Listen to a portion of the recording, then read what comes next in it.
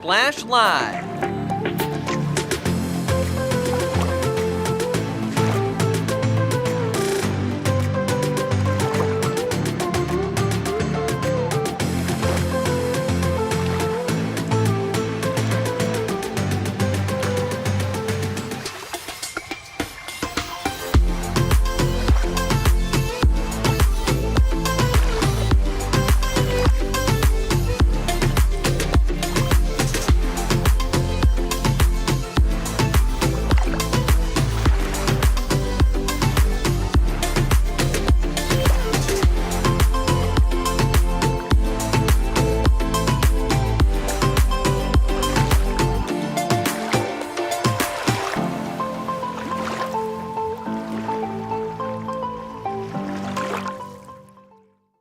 It's time for the Splash Live from Civic Center TV, featuring stories from and about people like you in the Greater West Bloomfield area.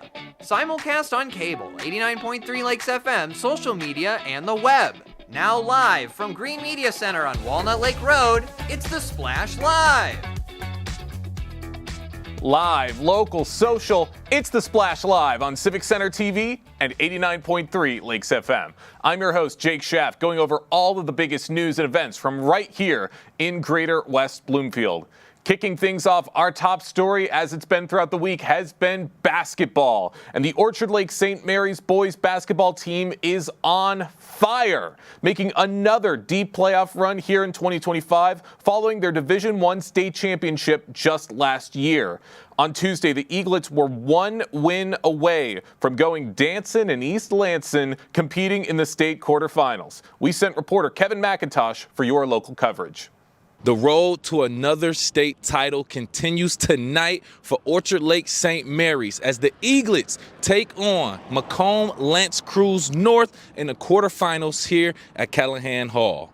With a 10-game win streak, St. Mary's is proving why they're the defending Division I state champions. But L'Anse Creuse North comes in hot as well, winning their last 7 straight games. Tonight, it's all about win or go home. The arena started to fill in as the Eaglets and the Crusaders prepared to battle and leave it all on the court to see who advances to the state semifinals in East Lansing. At tip-off, L'Anse Creuse obtained possession, but it was Orchard Lake St. Mary's senior guard Isaiah Hines who scored the first bucket of the game. As the game continued, the score remained close due to some missed shots and turnovers from both teams. Through the first quarter, the Eaglets got off to a slow start, but maintained a 1-point lead, 9-8. By the second quarter, Orchard Lake's offense began to take off as they exploded for 20 points, with 8 different players scoring at least 2 points each. L'Anse Creuse's offense started to lose grip against St. Mary's defense as they held them to only 8 points. Contributing to the Eaglets' 29-16 lead in the first half were top scorers Isaiah Hines and Mateen Cleaves with 6 points each. After warming up from halftime, both teams chose to start the third quarter with the same starting lineup. A heavy defensive presence from St. Mary's was once again felt by the Crusaders, resulting in rebounds and turnovers. While each team seemed to pick up momentum and find their rhythm, it was key shots from junior wingman Luke Creighton, senior forward Jaden Savory, and 2025 Mr. Basketball Trey McKinney that separated the teams. Orchard Lake scored 26 points in the third quarter and led Macomb L'Anse Creuse North 55-27 to start the final quarter. In the fourth quarter, it was a changing of the guards from the Eaglets, but the dominance remained the same. The Crusaders found 15 more points in the fourth quarter, but it wasn't enough against the Eaglets' defense. Orchard Lake St. Mary's Prep beat Macomb L'Anse Creuse North 73-42. The Eaglets look to become the first back-to-back Division I state champions since the 2018 Class A Clarkston Wolves as they advance to the state semifinals at the Breslin Center against the East Lansing Trojans on Friday, March 14th. Man, that looked like a very exciting game. You cannot stop Orchard Lake St. Mary's, and the star-studded St. Mary's team has been led by 5-star McDonald's All-American Trey McKinney, who this week was named Mr. Basketball for the entire state of Michigan. Kevin McIntosh spoke to him after last night's game about making yet another trip to the Breslin Center in pursuit of a state championship. Civic Center TV, I'm Kevin McIntosh here live at U of D Callahan Hall. I'm here with Orchard Lake St. Mary's decorated high school star, Trey McKinney. How you doing, sir? I'm good. How are you? Doing great, man. Great, fantastic game. Another win right here at Callahan Hall, headed to Breslin. How does it feel? I'm good. 3 years at the Breslin, that's not normal, so I'm just happy to be a part of this team. Now I want to get a little bit into your background very briefly. Growing up, I know Flint was part of your childhood growing up as well. Can you just talk about how the culture of Flint influenced your basketball journey? Flint is a basketball city. I grew up watching guys, a lot of guys that came out of Flint. So, it's really important to me being able to reach out to those guys and have relationships with them. So I'm just happy to be from Flint. Winning the state championship is on a lot of basketball players' bucket list, but you won one last season, waiting to win another one this season. What made that 2024 championship team so special? Just a camaraderie with the team, and we were all close knit, and we didn't care who was having an on night, and we were just happy that the next man was succeeding every night. So that team was a very special team. You recently signed your letter of intent to be with Michigan as well. Just talk about what ultimately led to the decision to play with Michigan. Just the opportunity, and Michigan being my dream school, and having a very, very good relationship with the coaches.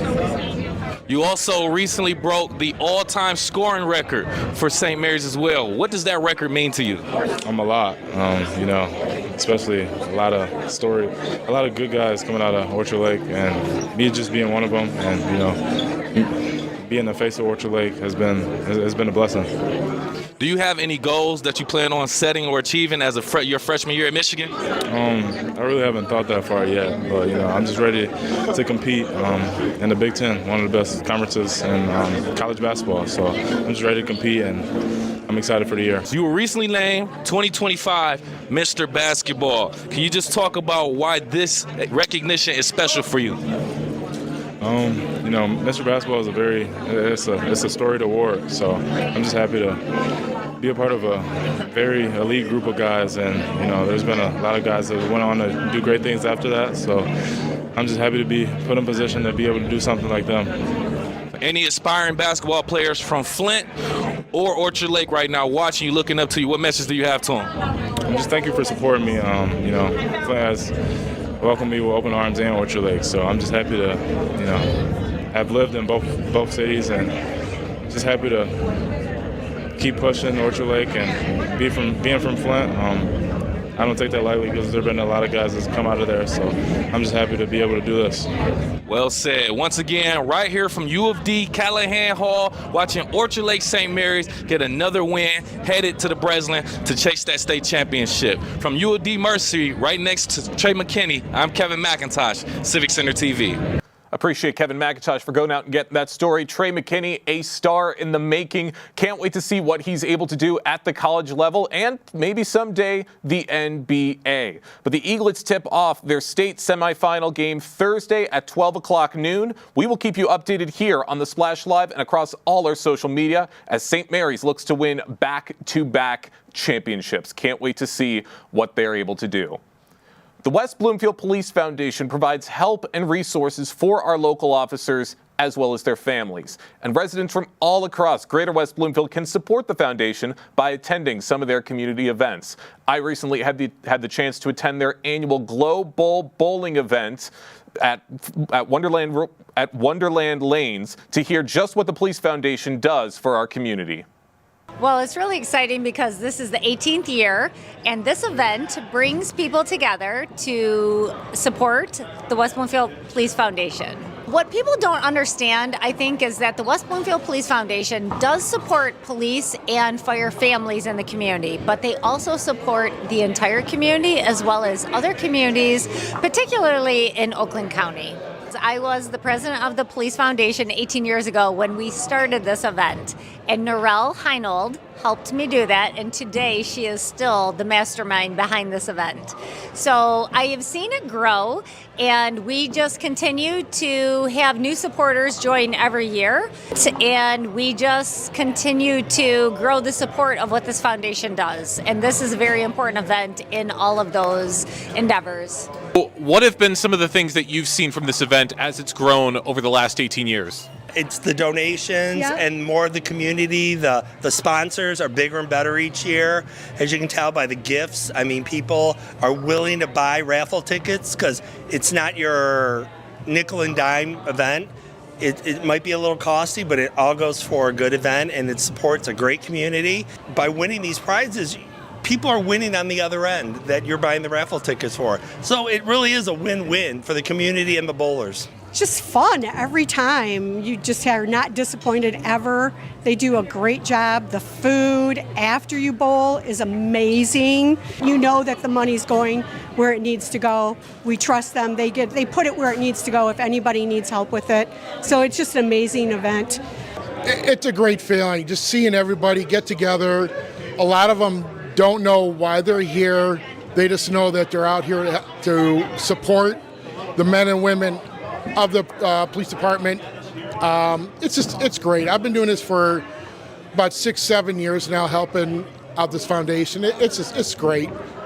Norelle, who runs the whole event, she came to me many years ago, and they were looking for a venue, and it just seemed like it was a great fit from the moment it started. She's a wonderful partner.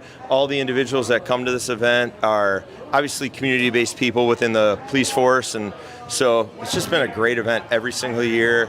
Everybody looks forward to it. It's a built-in thing here at Wonderland. We know it's going to happen every year, and it's going to be fantastic. The people in this community care. They come out, they support, and it's great that we can have fun while still doing something so positive. You never want to have to go 1 foot backwards. You always want to go forward. Help more, bigger, better, best. Bigger, better, best. Couldn't have said it better myself. Big thank you to the Police Foundation for allowing me to stop by and attend that event. And if you want to stay up to date with what the foundation is doing, you can head to wbpolicefoundation.org to stay up to date with everything they're doing for the community.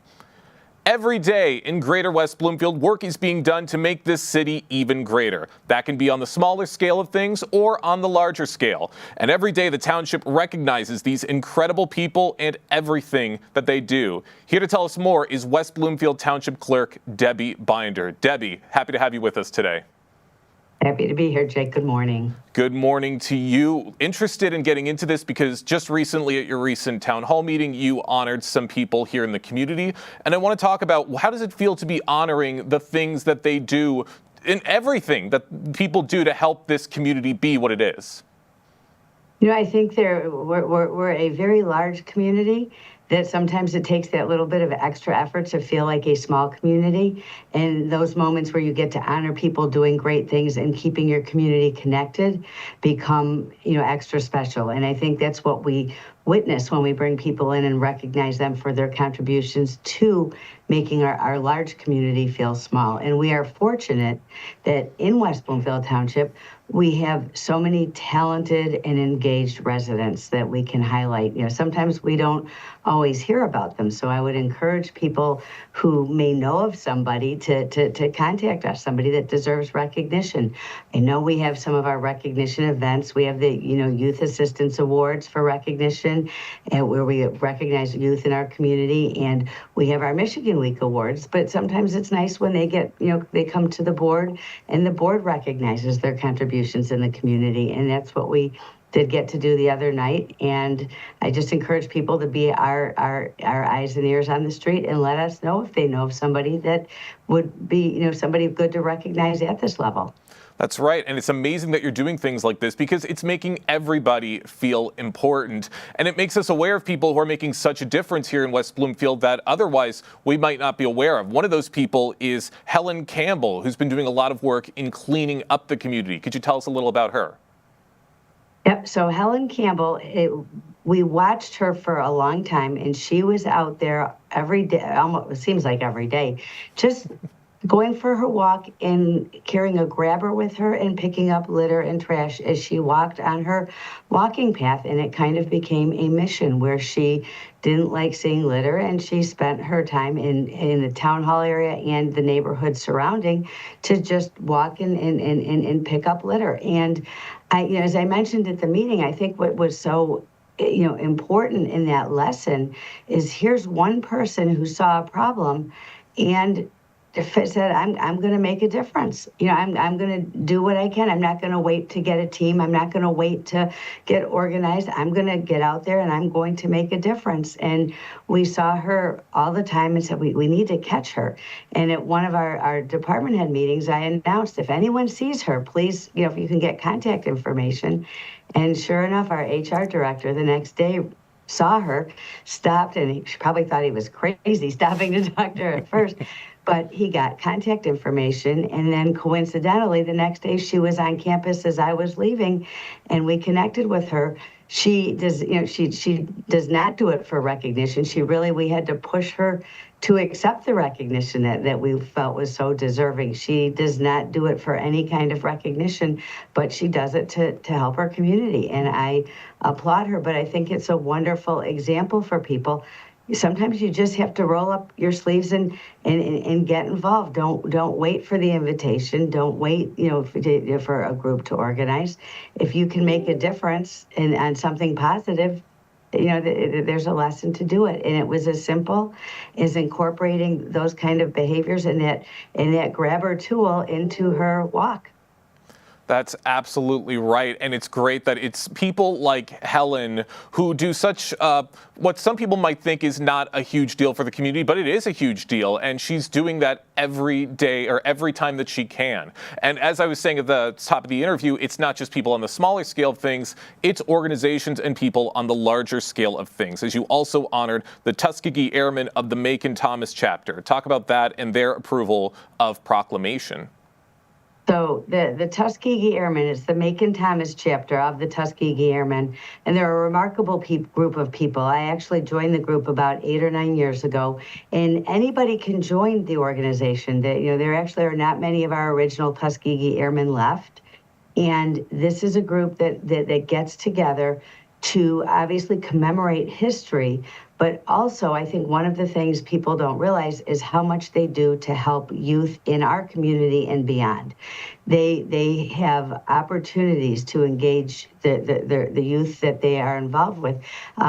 In the one end, they're just passively a role model. They're amazing role models for our youth, but they have all sorts of specialized science, technology programming to help guide youth into that STEM, that STEM career future. So they're, again, somebody who said, I'm going to make a difference, and they have done it at every level. They've done it making a difference in the lives of adults in our community, connecting different communities together because they are heavily in West Bloomfield, but their outreach is beyond West Bloomfield. So between bringing people together, communities together, and engaging youth, they just do a lot. It's a goal of theirs to make sure that they're there to guide that next generation. They understand the importance of history and what they've carried on from history in terms of the Tuskegee Airmen and keeping that story and history alive. And they understand the importance of making sure the next generation does. So it's an unbelievably committed group of individuals with a very clear and important mission, and I'm proud that they are heavily centered here in West Bloomfield and that they value our community, and it's important sometimes to make sure they know that our community values them. And I'm happy that they're getting the recognition that they absolutely deserve. For those just joining us right now on the Splash Live, we have West Bloomfield Township Township Clerk Debbie Binder joining us right now to talk about the recent recognitions here in West Bloomfield of people supporting our community, whether that be people like Helen Campbell or the Tuskegee Airmen of the Macon Thomas chapter. And what can people do? And you talked about this just a little bit ago. What can people do if they know of someone or an organization that's doing a lot of work for the community and they want them to be honored in a way like this? Okay, probably the best thing to do is to call my office. And I have a joke that it all works best when it goes through Gloria, and Gloria is the deputy clerk, and she is the pinnacle of organization. So I would recommend that they contact the clerk's office at 248-451-4848 and ask for Gloria, or they can ask for me if I'm available, and we'll get them on the agenda. And if you need us to contact the person, if it's somebody you see, we will work to contact the person. We enjoy it. It's a really, the meetings are obvious. The board meeting is a business meeting of the board, and as much as it's exciting, sometimes it's just not. So I think that these recognitions add a very personal layer to it, and something again that brings that concept of community to a very large. We're the 23rd largest municipality in the state of Michigan, and the 6th largest township in the state of Michigan, and the 2nd largest in the state of township in Oakland County. So we're really quite big, and this is a chance to make our community feel like a small community where people are involved and engaged. Well, everything that the township is doing is certainly helping to bring this community together. One more quick question, Debbie, before we let you go, on a little bit of a different angle. Also with this recent township meeting, you displayed some information about this year's upcoming Orchard Lake Fine Arts Show that's going to be coming in July. Could you disclose some of that information? Yep. So we have, I wish I had the dates right here. It's late July. I'm not looking at the exact dates, but I always know spring's on its way when we have the approvals for the Orchard Lake Fine Arts Show, and it is coming up again this year. And Patty Narozny, who is the director of, the producer for How It Works, which puts on the Orchard Lake Fine Arts Show, really has worked to expand the show to make sure that there are different artists, different mediums represented, but also different price points. Because I know at one point people thought that everything was too costly if they weren't a fine art collector. But she has worked very hard to make sure there's all different price points involved, and that there's different mediums and different type things. I think I just saw a picture you showed where there were walking sticks, and you'll have jewelry, and you have plates and cutting boards, and then there's the fine art. So she's done a great job making sure that she's expanded what it brings to the community. But I do think it is a showcase moment for West Bloomfield Township. People do come from all over to our fine art show. And, Patty has a bunch of art shows she produces down in Florida too, and she works hard at promoting and marketing our show down there as well. From Patty, what I've learned a lot about the art shows, and going with her to different ones to just see the differences. Some art shows have where or art fairs, people can buy trinkets or buy something and sell it. Everything Patty allows in her show has to be handmade and produced by the artist. So I think that makes it even more special, because you're seeing people's handiwork, not just something that they could have bought. And I also would like to mention, I'm involved every year with helping her with the youth art show, and they have a judged program for kids in the community, and the kids produce art, and the art's on display for the entire show, and then they announce winners on, I think it's 3:00 typically on Sunday. And after they announce the winners, the kids are so excited when they win, and it's just even to see their work on display, they get excited. And then some of them will sell their work after, because Patty tells them it's a time to learn that you can actually turn your art into a business. So you will see some of these kids, selling their art after. And as a former teacher, I just think anytime that an organization works to engage and act as a role model for youth in the community, it's so important to me, and I just know that it's important to the kids. And sometimes those little acts of recognition, make a difference in a kid's life. Even things we may not realize are big to us or are big to them. So I just see Patty doing so much to help our youth and to give to our community that I do get involved every year in the art show, just volunteering, and I'm happy and proud to do it because I just think, again, Patty and her show do so much for this community. That's absolutely right. I had such a blast attending the art show last year. Can't wait for it this year, which will be taking place on July 26th and 27th of 2025. Debbie, thank you so much for stopping by here on The Splash today. Thanks, Jake, and I'm glad you had those dates. I apologize I didn't. No worries. Got to keep everybody informed. Can't wait to see what's to come here in the city of West Bloomfield as we thank Debbie for honoring all these great people who help make this city as special as it is, including the Tuskegee Airmen, who we will be speaking with one of them a little later on. But we're going to be taking a quick break right now and jump into some more stories right after this. Live, local, social. It's The Splash Live on Civic Center TV and 89.3 Lakes FM. Memories from Sylvan Lake, Civic Center TV, television that's close to home. Hi, I'm Chris Fry, Park Superintendent of West Bloomfield Parks. Congratulations, Civic Center TV, on 1 million views on YouTube. Thank you for all you do in the community, and thank you for having me on The Splash throughout the season to talk about activities out in the parks. Chris Fry, proud to be 1 in a million. This is Civic Center TV and 89.3 Lakes FM. On cable and the radio. On the web too, and on social media. Civic Center TV, television that's close to home.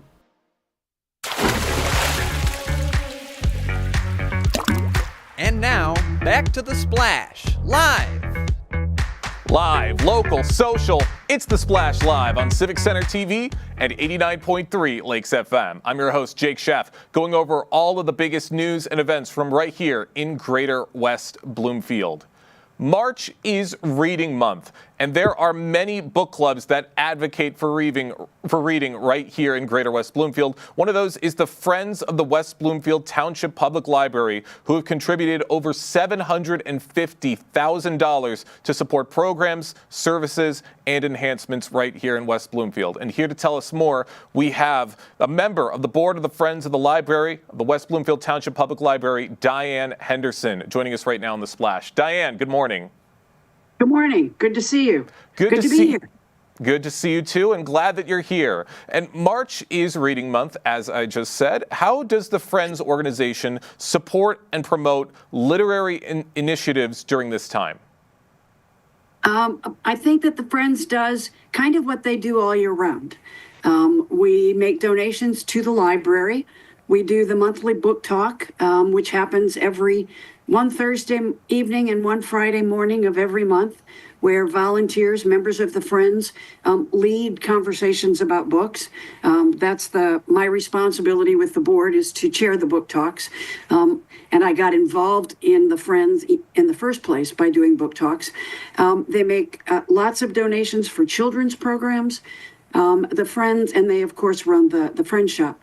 So the Friends' entire reason for being is to support and encourage reading for people of all ages. That's right, and you guys are doing a lot of amazing things to help unify the community on this love of reading. And many people begin reading books at a young age, but not everyone gains an interest in reading books as an adult. Where does your interest in books and reading stem from? For me, from the time I was a very young child, I was kind of a troublemaker. And when I got bored in school, I would make trouble. And the teacher complained to my mother. I believe this was the story is that this was in the second grade. And my mother said, well, there's an easy solution. The teacher said, what? Let her read a book. Because I was already at the age of, so what is that, 7, an avid reader, and have spent my entire life that way. I cannot remember a life without books, and I can't imagine a life without books and reading. I remain an avid reader. At this point in time, I average somewhere between 6 and 8 books a month. So I think that makes me pretty much an avid reader. I think during the pandemic is when I hit my record, when in 1 year I read 109 books. Oh, wow. Because I do keep a book journal. Well, I would imagine a lot of people would hit their stride during the pandemic months, but 109 books, that is crazy. And with the growing demand and supply of audiobooks, ebooks, and digital information, I want to ask you, what is the value of a true physical copy of a book? Well, I will confess to begin with that I am an ebook reader. And the reason that I'm an ebook reader is that the next book is always waiting for me. And I have a lot of unread books. But the beauty of a regular book is that you hold it. You get to look at the design. And every book looks a little bit different. And you, every time you pick up your book, you get a sense of this is a production on the part of an author, an editor, a publisher. There are a whole lot of people engaged in creating this object that you hold in your hand that also then lets you enter a world that the same people created for you and others like you. So I think the beauty of a real book is its physical presence. It is a different physical experience of reading than reading on an e-reader or listening to an audible book. But I don't take away from ebooks and audible books if they get people listening to the stories that authors have created, listening to the nonfiction and learning history or any other kind of science environment. However people consume their reading, I'm all for, so long as they're actually doing some reading, even if it's audible reading. For those just joining us right now, we have a member of the Friends of the West Bloomfield Township Public Library, Diane Henderson, here to talk about March, which is Reading Month, and to talk about all of the great resources that the Friends provide for the people of Greater West Bloomfield. One of those you mentioned earlier is Book Talks, which is your longest running Friends program. What makes a program like that so successful? I think that part of it is people love to talk about books. Those of us who are readers, book groups, book clubs, book discussions are one of the joys of life. But the other thing about Book Talks is that it's a very conscious effort to look at different kinds of books, novels, nonfiction, all historical fiction, suspense, thrillers, romance, whatever it might be, as a way to attract a good number of people, and not always the same people, people who prefer different kinds of genres.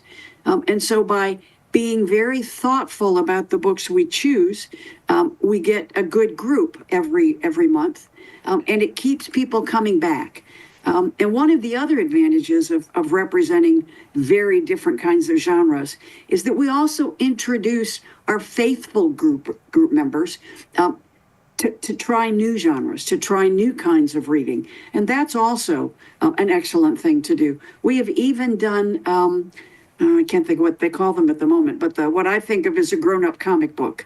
That they're not comic books, that's graphic not novels. fair. Yes, novels and other ways of exploring the reading experience. And I think it's that variety is one of the real benefits that the Friends Book Talks bring to readers. Absolutely, and it's amazing to hear of this wide variety of types of books that you offer for the people at Book Talks. What can attendees expect from this year's discussions? The opportunity to explore different genres, the opportunity to explore some that are bestsellers, that people have read and can't wait to have a conversation about. We had fabulous conversations on Percival Everett's James, the National Book Award winner. But they'll also get the opportunity to have a conversation on a book that they didn't know they even wanted to read. And they come because they wanted to. They follow Book Talks, they read what Book Talks offers, and it's like, oh, I never would have read this book. So there's lots of nonfiction, there's historical fiction, there's mysteries. And so people will get the opportunity to get the full a full gamut of different kinds of reading experiences. And to then sit in a room and have a conversation about their reading experience with other people who had an experience with the same book, but not necessarily the same book. I mean, same experience. If you're a historical fiction fan like I am, having a conversation about historical fiction is kind of normal. If you don't read a whole lot of non-historical nonfiction, then the conversation about that nonfiction book is a different experience for somebody who reads that kind of stuff all the time. So one of the real advantages is getting to talk about books with people who read maybe like you do, but maybe in very different ways than how you read. And that different perspective is one of the real values of book talks. I've belonged to other book groups, but those book groups tended to be a group of people, in most cases all women, who read the same kind of books. So we didn't explore other genres. We didn't explore other ways of seeing literature and nonfiction. So that book talks gives us that variety, and then therefore a variety of readers in the room to talk about the book. Well, it's incredible that you're providing these discussions for everyone here in the Greater West Bloomfield community, discussions on a book that could very well become their brand new favorite. Diane, one more quick question before we let you go. Looking ahead, what are the Friends' goals for expanding their impact and continuing to support the library and the West Bloomfield community? I believe the best way to describe our goals is that every time we get a new reader, every time we get someone who joins us in one of our activities, whatever that activity may be, that person is helping us support the library. And I absolutely believe, and have believed for my entire life, from the days that I walked for 20 minutes to get to the library, that libraries are the best resource for people who love reading. And so what the Friends do, anything and everything we do, is to support the West Bloomfield Township Public Library and to make those resources available to a large group of people to get them to be readers. Well, we appreciate everything that you do for the West Bloomfield community. Diane, thank you so much for joining us today here on the Splash Live. Glad to be here. Thanks so much. Have a good day. You too. Have a great day as well. And Reading Month is in full swing, and it's people like Diane and the Friends organization that help celebrate it properly. Can't wait to see what's to come throughout the rest of the month of March. And as Reading Month continues on, we are also celebrating local authors and the stories that they tell. One of those authors being Indea Canty, a local West Bloomfield children's author who is trying to showcase Black and world culture to inspire young readers. Indea joins us right now on The Splash to tell us more about her stories and her latest book. Indea, happy to have you. And Indea is joining us right now on The Splash Live right now. Indea, good morning. Good morning. How are you? I'm really good. Happy to have you with us. We learned a little bit about you at the recent Black Expo just a few weeks ago. Yes. What inspired you to write children's books? I want to get into that. My inspiration was my daughter. I never had set out to be an author or to be a writer or anything, but through just raising my young daughter and finding out that she was delayed in speech, finding out that she needed extra attention when it came to reading, when it came to word recognition and developing language, put me on this path of being a writer. Wow, it's always things like that that put you on a path that you never realized you were going to take in the first place. And I never guessed I would have been an author, never desired it. And through reading the books that were recommended for speech development, and I realized there was no storylines that we could connect to and no characters that we could relate to either. And I said, why don't I just write my own books? And I did. Well, you're already off to an incredible start. Your book, The Magical Shell, won a 2023 Book Fest Award. Congratulations for that. Can you tell us about that story and what that recognition meant to you personally? So I published my book December 2022. So it was mid-December, and by the time spring came along the next year, I said, why don't I just send it in and see if it'll win an award? I know my book is award worthy. And of course, social media somehow read my brain. I don't know how it does that, the algorithm, and it sent me the Book Fest Awards. So I said, this is weird. And I said, okay, I'll go ahead and I'll submit my book there. I submitted my book there and I said, actually, let me submit my books to several places because I know I'm going to get an award. I just knew I was going to get an award on this book. I submitted it to 7 places, and 4 out of the 7 places recognized my book. The first one was the Book Fest Award, and they sent me an email saying, hey, your book won an award. And I was just like, wait a minute, I just sent it in. Is this a joke? I almost didn't believe it because it happened so easily. I'm like, does it happen this easily? And then I just got another email, indie authors, and another one, Book Excellence. And I'm like, this is like so bizarre that all these places are saying, hey, your book is being recognized. It won 2nd place, it won 3rd place, it won runner-up. And it was just like, okay, God, this is confirmation that this is exactly what you want me to be doing. I am on the right path, and nothing is going to stop me. You certainly are on the right path. That is incredible, hearing about that path to get that award. And you're doing it with such incredible books, which are showcasing such diverse characters and cultures in literature. Why is it so important to be highlighting these different cultures and characters? Well, I think it's a great idea. Not only, so boys there's not a lot of stories written about boys.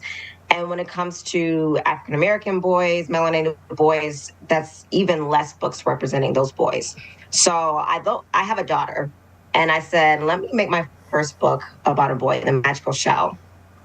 A book that everybody can relate to. It doesn't matter if you are a girl, it doesn't matter if you are a boy, it doesn't matter what your race or nationality is. Everybody can relate to just being young, fun, and adventurous, wanting to be at the beach, wanting to be in the water, wanting to discover the ocean animals. So I created little Johnny in The Magical Shell, and I said, it doesn't matter who reads this book, they'll be able to identify with this person, his personality, his character, his imagination, and everybody's going to fall in love with him. And I thought that was really important to do, especially now, right, with everything that's going on right now. Well, everyone is falling in love with little Johnny, and they are loving the book. For those just joining us right now, we have Indea Canty, a West Bloomfield author, joining us right now on the Splash Live for March Reading Month and Women's History Month. And Indea, you emphasize positive affirmations and well-being in your work. How do those themes shape the stories that you create? I feel like it's important to allow children to discover who they are based on who God says they are. So building up their confidence and their faith at a young age before they enter into the world and before they start believing what other people say they are, or identifying with what other people think that they are or who they are.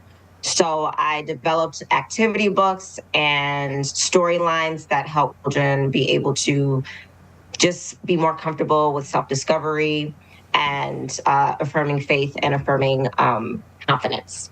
So I developed I See God. This has affirmations in it. It has prompts. It has journaling. And it will allow anybody at any age, whether you're a child, adult, teenager, to be able to start focusing on who they want to be in a more positive way and making it happen in reality. I like that. You're reaching out to not just the children, but also that there's something in there for the adults. That's really, really important. And hearing about everything that you're doing and this path that you're on, I'd imagine that there are several female authors and figures who have helped to inspire your writing journey. Can you list some of those? So I never set out to be an author or a writer. So I never had somebody that I looked to inspire the journey. But since I've been on the journey, Miss Rowland, the author of Harry Potter, has been a huge inspiration. I do wish to make The Magical Shell into a movie eventually. And I look at her story and think about where she started and how, just like that, she was able to have her books made into a movie. And I'm just like, wow, that is a huge inspiration for me. That's certainly right. Her books came a very long way. And I'm glad that you just touched upon the future for books like The Magical Shell, how you want to maybe turn it into a movie one day. And I want to ask, beyond writing, do you have plans to expand into other outlets, like maybe audiobooks or other forms of visual storytelling? Yes, I plan on coming out with YouTube, so a YouTube series for multiple books. I wrote 9 children's books. So right now, the future of my business is to not only publish those books, but to turn Magical Shell into an audiobook and turn it into a series on YouTube, and to look to find out where can this be made into a movie. So Magical Shell, I See God, and a couple of other books that I have in mind will be on YouTube. The Magical Shell will be a series, so there'll be a couple other books that are written about little Johnny. I See God is also going to be a series, and the books that I wrote about my daughter is going to be a series. So those are the 3 books that I want to turn into series on YouTube, audiobooks, and then as far as movies, specifically The Magical Shell. Wow, it's incredible to hear about all of these great plans you have coming up. We are running short on time, and Dea, I have one more quick question before we wrap things up. For parents who are looking to encourage their kids to read a little more, what advice would you give to make books and storytelling a bigger part of their lives?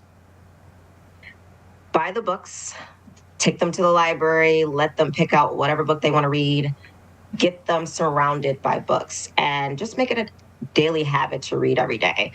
It becomes more about the quality of time that's spent and what you guys are discussing more than reading. And that's kind of what helps develop the love of reading. It's the conversation within the books. It's the different storylines you get to talk about. It's the one-on-one time. So it's really about the whole experience rather than just the reading. So make sure when you do the reading, you create a nice experience around it as well.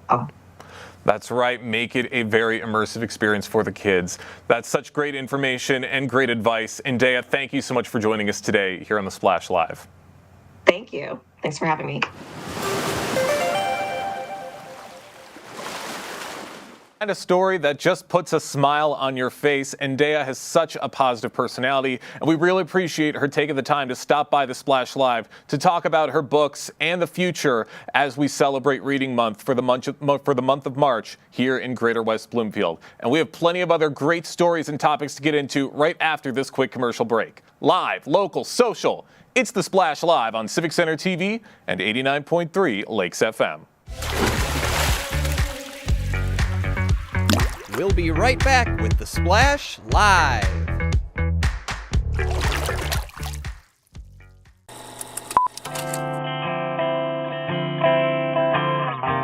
Bringing you stories and memories from Orchard Lake, Civic Center TV, television that's close to home.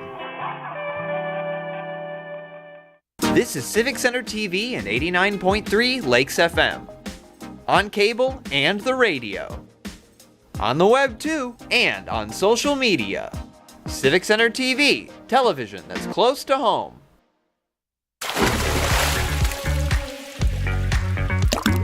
And now, back to The Splash, live.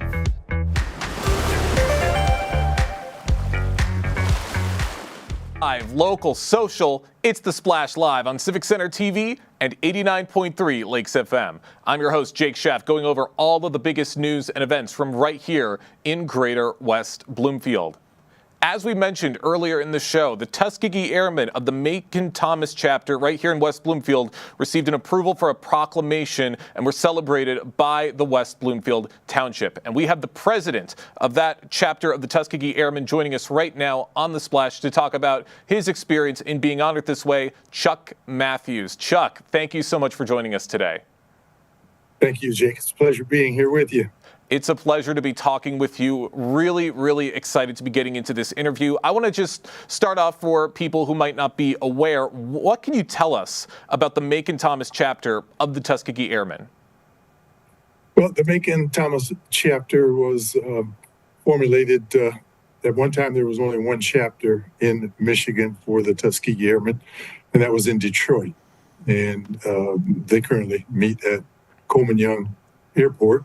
And many of our members in the suburban areas it was somewhat of a challenge to go for meetings and activities and whatnot.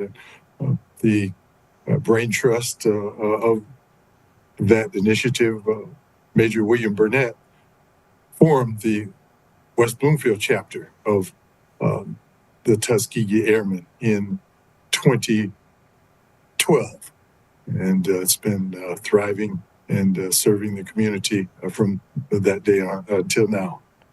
That's absolutely right, and we thank you guys for everything that you're doing to support everyone here in West Bloomfield. Of course, the Tuskegee Airmen were the first African-American military aviators trained at Tuskegee Army Airfield in Alabama during World War II and served as pilots, navigators, and support staff, making significant contributions to the war effort and paving the way for desegregation in the U.S. Armed Forces. Chuck, did you have any contact or have you met any of these pilots that served during World War II?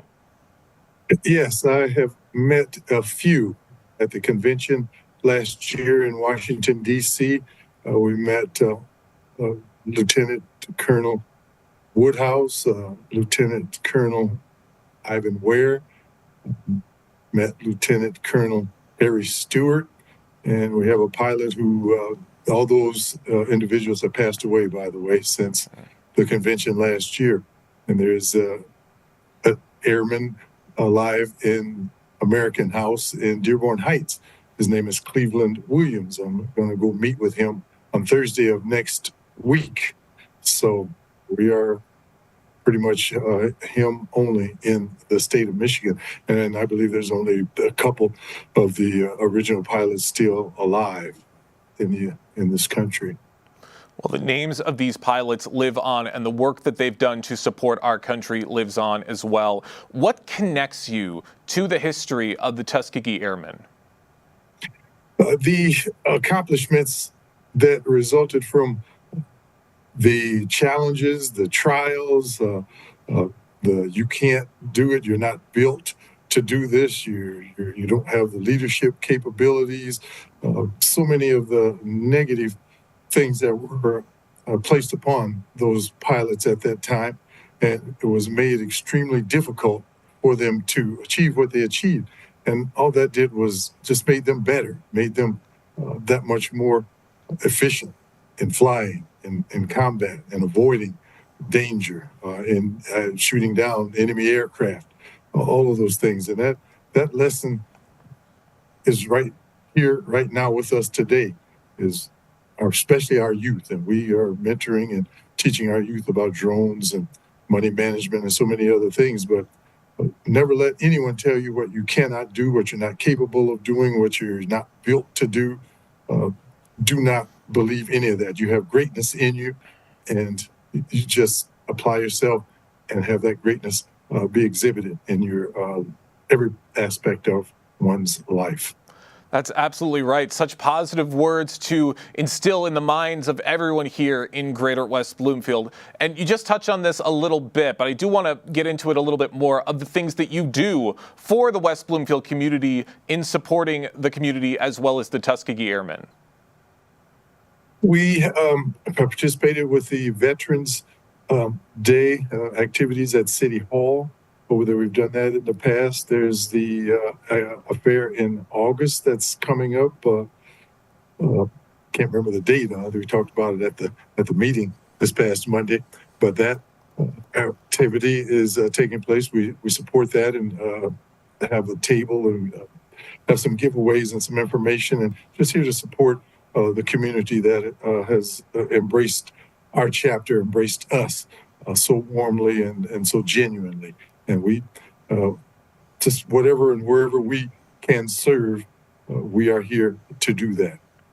Well, Chuck, we appreciate everything you do for the Greater West Bloomfield community. One more quick question before we let you go. How does it feel to have gotten this honor by the people here in West Bloomfield at the recent meeting? Oh, it's a tremendous honor. We had let them know that will be hosting our inaugural scholarship luncheon on March 22nd at Hope United, a church on the service drive of the lodge. And we just asked, it would be such an honor for us to have March 22nd, be Tuskegee Airmen Day in the city of West Bloomfield. And they were so gracious in giving us that honor and providing that proclamation to and for us. And we are truly, truly honored that the city council, township council would do that on our behalf. And we are grateful, grateful, grateful. Well, we are grateful for everything that you do, Chuck, in supporting the Tuskegee Airmen, and we thank you so much for joining us today here on The Splash Live. My pleasure. Thank you for having me. It was a pleasure interacting with the audience. Of course, and it's great to be hearing these stories and for these stories to continue to be told, not just here in Greater West Bloomfield, but all across America. And we thank Chuck for his time in joining us here on The Splash Live. The Apple Manufacturing Academy in Detroit is aiming to support small and medium-sized businesses in adopting AI and smart manufacturing technologies. Apple is investing $500 billion that will directly affect Metro Detroit businesses. Here to provide his insight on everything is the owner of Ever Studios, Chad Ever, joining us right now on The Splash. Chad, great to see you. Good to see you. How's everything going? Everything's going great. Happy to be getting into this conversation. How do you see the Apple Manufacturing Academy impacting businesses in Greater West Bloomfield and the surrounding Detroit area? Yeah, that's a great question. So first of all, it's awesome for them to be investing in our local communities. For a large company like that, it's huge. It really says a mark about the businesses that we have here and the impact that we're making. I honestly believe that there's going to be three really important things that happen from this. The impact is going to have competitiveness. That's going to be enhanced pretty significantly because you're either going to move forward or you're going to stay stagnant, right? So competition is going to be, it's going to be really crisp. There's going to be a lot of competition happening. And we're really looking forward to businesses taking the plunge and jumping into it. Also, workforce development, we're going to see a pretty significant impact there. These training programs, it's going to create a really nice pool of skilled workers that haven't existed yet, right? But they're ready to. They just don't know what that next step is. And it's going to be a great opportunity there. And of course, we're going to see some pretty significant economic growth. As we adopt these advanced technologies, new businesses will then be attracted to the area. Therefore, we're going to have some really good economic growth as well. That's right. We're going to be seeing a lot of big effects, probably a lot sooner than we realize here in the Greater Detroit area as a result of this news. What role do you see AI and smart manufacturing play in modern business growth, and how can small businesses take advantage of some of these innovations? Number one, operations are going to be streamlined. So right now, there's a lot of operational stuff from your everyday restaurant to your franchise that's based out of Metro Detroit. AI is going to help streamline a lot of those operations where you may have somebody that is really working overtime, maybe offset a lot of that work and focus on the growth of the business rather than getting stuck in the business. We're going to have the ability with AI to predict maintenance. So for manufacturing, the ability to know that maintenance needs to happen on some machinery ahead of time, AI is going to play a huge, huge role there. And you're also going to have customization. So right now, let's say you want to order a tumbler, right, and get it printed with your stuff. Right now, there might be minimum quantities with some of these manufacturers. Being able to customize the output, AI is going to play a significant role there. So maybe you can order 2 or 3 rather than having to order 24 at a time, because these customizations and the ability to perhaps print multiple things but not take up as much resources of the raw materials and run them in batches, that's going to be a huge enhancement here. Well, there's going to be a lot of things to definitely keep an eye on in the coming months. And with Apple focusing on workforce development through free training, how can business owners and entrepreneurs best prepare themselves for a shift like this? Oh, wow. Great question. So we definitely want to make sure that we are engaging in continuous learning, right? You don't want to get stagnant. Otherwise, you fall behind. And we've seen this in the past. but it's happening at a faster rate, right? Think about back when Apple launched one of their first phones, how long it took for the technology to shift to their second phone and how many changes. Now we're getting updates and changes faster than ever. So for us as business owners, we need to definitely invest our time, energy, and resources into continually learning so that, we can continue to grow and stay up the pace. We also want to make sure we're investing in technology, right? There used to be a time where you would order a pizza and they just went off of a map on a wall, right? And now we've got GPS and we've got turn-by-turn directions. And ironically, the delivery time has actually extended. But we could probably get back to that 30 minutes or less by adopting these technologies. And then, of course, there's collaboration with educational institutions, right? If we can partner with different academies and universities, that's really going to ensure that the workforce aligns with the needs of the industry faster. So faster time getting folks ramped up with the education that they need. Chad Ever is joining us right now, owner of Ever Studios, talking about Apple investing $500 billion that is going to be affecting Metro Detroit businesses. We are running short on time, Chad. I do have one more quick question before we let you go. Looking ahead, how do you see digital marketing, SEO, and AI shaping the future of business development right here in Michigan? It's already happening. I can tell you that. As a SEO company, we have had to invest our time, energy, and put time into education with these new technologies, specifically around AI and automation. And I can tell you what we've implemented in our business to help other businesses show up better online. We've taken our regular 40-hour work week and cut it more than in half by adding automation. So for us, we can streamline, get faster to production, but also turn around results much, much quicker than we've ever been able to do before. So for us, huge. And then for the everyday business, I say take a stab at it, jump into it, but SEO is a huge, huge bundle. And so if that's something they don't want to do, they can always jump in with a company that can provide that service for them. And then they can focus on what they love, focus on their passion, and then not have to get stuck in the technology pieces. So there's a lot of different ways to do it, but it's not just for the business up front to invest that time. It's also for the businesses like me who provide services to them. They need to invest their time and energy, and the time is definitely right now. Couldn't have said it better myself. Lots of things to look forward to and to be on the lookout for in the coming months. Chad, thank you so much for joining us today here on the Splash Live. Thank you for having me. Great to see you again. Absolutely. Great to have you with us and great to be having these conversations. But that's going to do it for us today here on the Splash Live. Want to thank all of our guests for stopping by and thank Kevin McIntosh for his work getting that footage from the basketball game, Calvin Brown at Master Control, and for everyone on the Splash Live team here. I'm your host, Jake Schaff, live, local, social. It's the Splash Live on Civic Center TV and 89.3 Lakes FM.